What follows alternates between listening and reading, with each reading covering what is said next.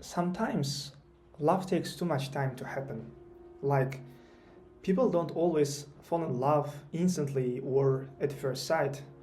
Sometimes you can even stay in a situationships for a long time and only later you start feeling something real. And also, not every strong feeling is love. Sometimes a person can just attract you because of some certain qualities they have.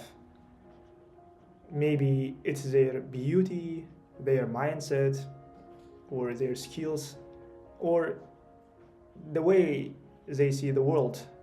For example, if she paints, and since I'm interested in art, it makes me interested.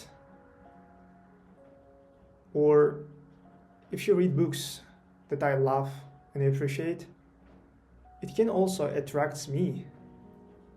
But I don't think attraction alone creates love. Maybe it's more like curiosity. And then the question becomes, how do you actually know you love someone? Honestly, I still don't know the answer, but from my experience, uh, maybe love is when, even after years, uh, you still want to be with that person somehow. You still want to that person to exist in your life. Recently, I read an essay looking for Alice, and honestly, I really liked the idea behind it.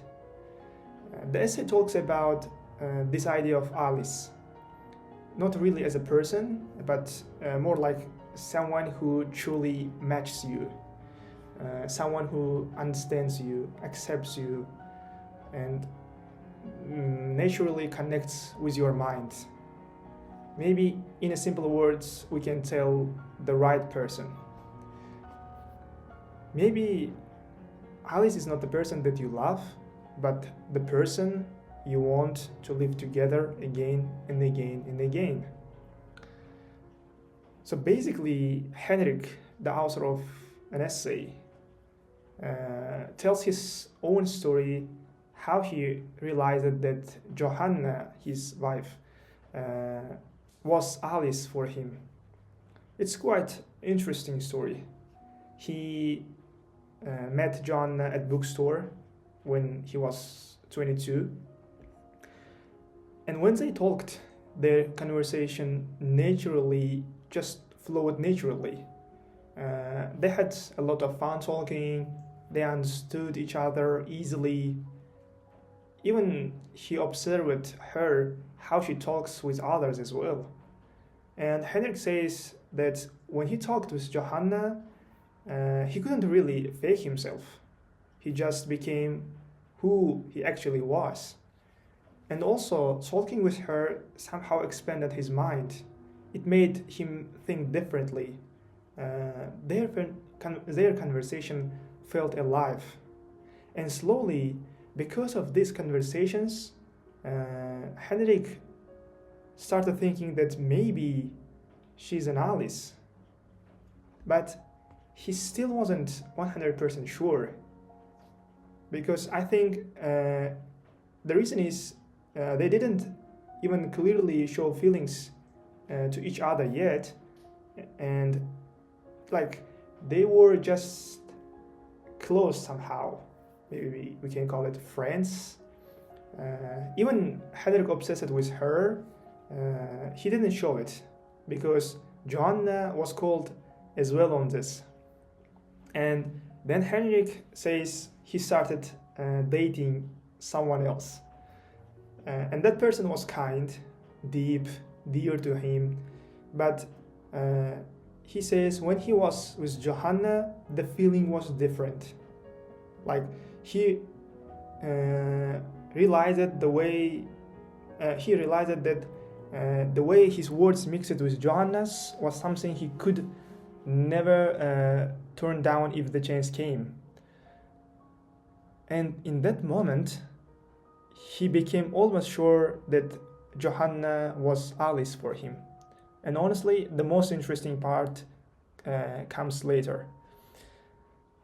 Around after 2 years, when they already opened themselves emotionally, and once Henrik was in Johanna's bedroom, and when things were almost becoming intimate, Henrik started acting awkward. Instead of trying to look cool, confident, he started talking about his struggles, his shame, his messy thoughts, his past, which most people don't do this in moments like that. Usually people try to look perfect, superior, and attractive. But Henrik just showed his real mind. And the interesting thing was Johanna's reaction. She didn't reject him. She actually accepted the way he thought. Even his pain, his shame, his past. And then Henrik was 100% sure, and he realized something important in that moment. Joanna was Alice for him. So basically, the idea of story is that this is how Henrik understood who Alice was for him. Not because of beauty, not because of attraction, not because of some perfect qualities, but because of conversation. Because Johanna became someone he could still talk to deeply, naturally, and honestly. Someone with whom he didn't feel need to fake himself. And honestly, I think this is one of the most important parts of the essay. The author describes Alice as someone you still find fascinating to talk to even after 1,000 hours. Someone you feel comfortable talking with about the hardest and the painful parts of your life. And also someone whose conversation makes both of you grow and become more yourselves. And honestly, I think conversation is one of the most important thing when you meet someone. Because through conversations, both people slowly express who they actually are, their thoughts, their mindset, what's in their head. And personally, I prioritize talking in real life much more than just watching someone through the internet or hearing things about them from other person, like from other people. Just go and talk, make conversation, show your mind, and let the people choose whether they want to stay there or not. If you have feeling for someone but you don't really see anything back from them, don't build false hopes around it, because it makes people overthink. It makes them obsessed with a person. Sometimes it makes people creepy. Don't build your whole life around the hope that someone might choose you later. But at the same time, don't miss Alice either. If someone genuinely makes you feel something deeper, like she's an Alice, don't disappear immediately. Stay present, don't force, don't chase, but don't run away either. I see many people trying to become someone else just to be liked. They show things they don't actually have. They act like someone they are not. But I think the point is not trying to attract everyone.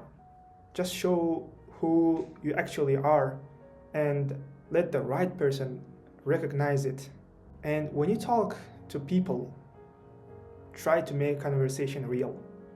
Like, don't repeat scripts or things you learned from the internet. Don't try to play some role. Just be yourself. Just think out loud. Just think out loud. Be uncertain sometimes. Be vulnerable first. Ask real questions. Talk about things even you still don't fully understand. Because I think that's how you slowly understand whether someone is Alice or not.